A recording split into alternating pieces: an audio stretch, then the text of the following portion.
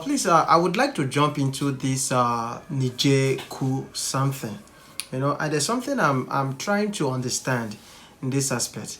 Like, I can understand that I can feel the demands and the joy from the Nigerians that are so happy that the coup took place and they unseat their democratic elected government. I can see the joy that you can see that the Nigerians are so happy and they're even celebrating and jubilating with the military. So this coup that is taking place, or this coup that has taken place in Niger, is it really for the good of the people?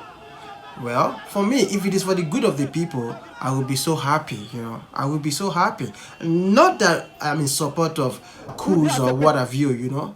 Niger is a country that has uranium that supply it to France, US, and other Western powers. And yet, Niger is fucking broke. Niger is broke as fuck and is known as one of the poorest country on the planet Earth.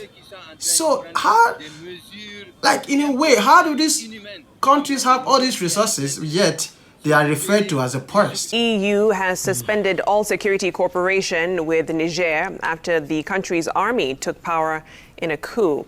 EU Foreign Policy Chief Joseph Borrell joined the US and France in refusing to recognize the coup leaders and said security cooperation and budgetary aid was being suspended indefinitely. It comes shortly after the US declared its unflagging support for ousted President Mohamed Bazoum, as seen as a key Western ally in the fight against Islamist militants. Now, the head of the Presidential Guard's Unit General, Abdurrahmane Chiani, declared himself Niger's new leader, saying he was driven by insecurity, economic woes, and corruption to seize power. On the continuation of the democratic governance and constitutional order that has been disrupted by the actions in the last few days. So that assistance, that support, is in clear jeopardy as a result of these actions, which is another reason why they need to be immediately reversed. With regard to our embassy, of course, we're always focused on the security of our embassy, of our personnel. We released a security alert that advises U.S. citizens to limit any unnecessary movements to avoid the affected area until further notice as this situation develops. And it escalates as Niger's new military leaders have reportedly suspended, get this, all exports of uranium and gold to France, which relies on resources very, very heavily from the West African country. Let's shed some light on this with RT contributor Rachel Marston. Where would the coup leaders in Niger possibly get the idea that France had any interest whatsoever in intervening in its former colony? Well, it might have something to do with a statement that was put out by the French presidential palace, the Élysée, on Sunday that read, quote, anyone attacking French nationals, the army, diplomats and interests would see France respond immediately and intractably. And by French nationals, they mostly just mean one guy named Mr. Uranium, because Niger is France's top supplier of it, providing 15% of its total supply and a fifth of the European Union's. And the mineral is absolutely critical to power France's nuclear reactors. You see, France's energy independence is ironically very dependent on Niger, which would explain why French President Emmanuel Macron sounded awfully angry about something happening a whole continent away. Anyone attacking French nationals, the army, diplomats, and rights of way would see France respond immediately and intractably. The President of the Republic will not tolerate any attack against France and its interests. Yeah, those French interests would certainly include uranium. And now we've been hearing multiple Western press reports that the military junta, now in charge, has cut off exports of both uranium and gold to France, and that comes as really bad timing for Paris, which has become even more reliant on its nuclear power plants after cutting itself off from Russian gas with the rest of the EU to impress Ukrainian President Vladimir Zelensky, in kind of the same way that college party guys work themselves into a frenzy and do dumb things like jump off a roof to impress girls. Germany is already on the verge of deindustrializing because Europe's economic engine can't run on wind and sun. Who knew? Apparently not Berlin. But at least France had not completely bought into Berlin's green fantasies and mothballed all their nuclear power plants, although Macron was certainly heading in that direction. So plan B after the Russian gas cutoff was to power them back up. But now Niger has suspended the export of the uranium that they require with the immediate effect. You can all see Niger. You can see the neighbors of Niger. You can see Algeria, Libya, Mali, Burkina Faso, Benin, Nigeria, Chad. Those are the neighboring countries surrounding Niger. Okay, so let's talk about ECOWAS. Now you see the member states of ECOWAS: Benin, Burkina Faso, Cape Verde, Cote d'Ivoire, the Gambia, Ghana, Guinea, Guinea-Bissau, Liberia, Mali, Nigeria, Senegal, Sierra Leone, and Togo.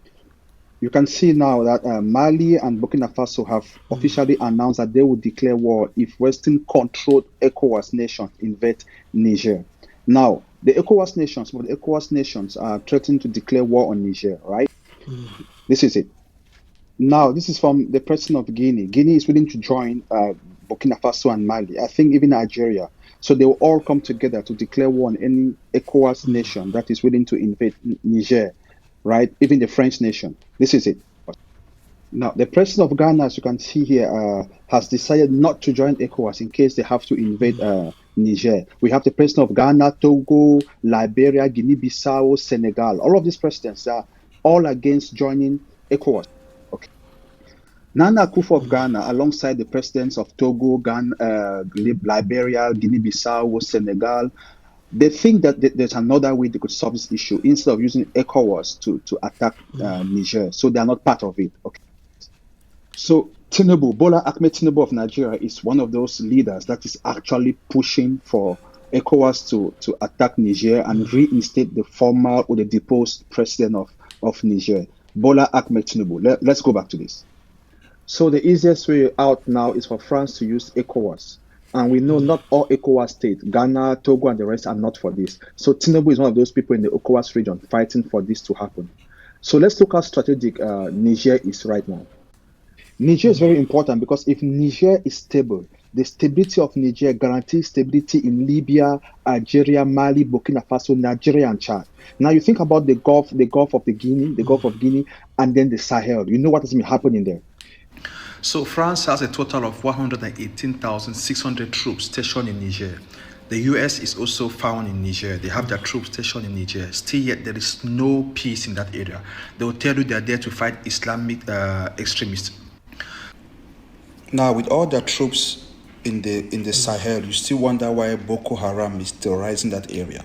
We have Chad, we have Cameroon, Nigeria, Mali. These are areas where Boko Haram has found its base.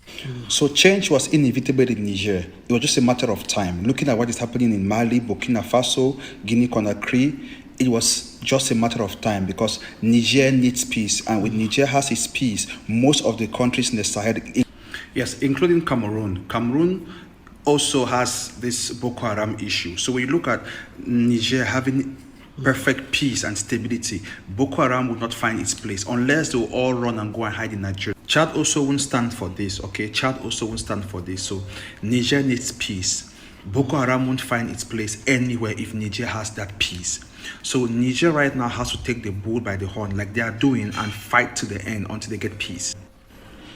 We all look at military coup as being very destructive, but look at what Gaddafi did when he became the leader through a military coup. Look at what Thomas Sankara did when he became a leader through the military coup. Look at what the president of Guinea, Conakry, Mali, Burkina Faso, look at what they're doing. So I stand with the people of Niger, and if they support 100% of these leaders right now, then I stand with them and support them, because if Niger has peace, then it's stability to the whole of that region. Okay, that's it for me.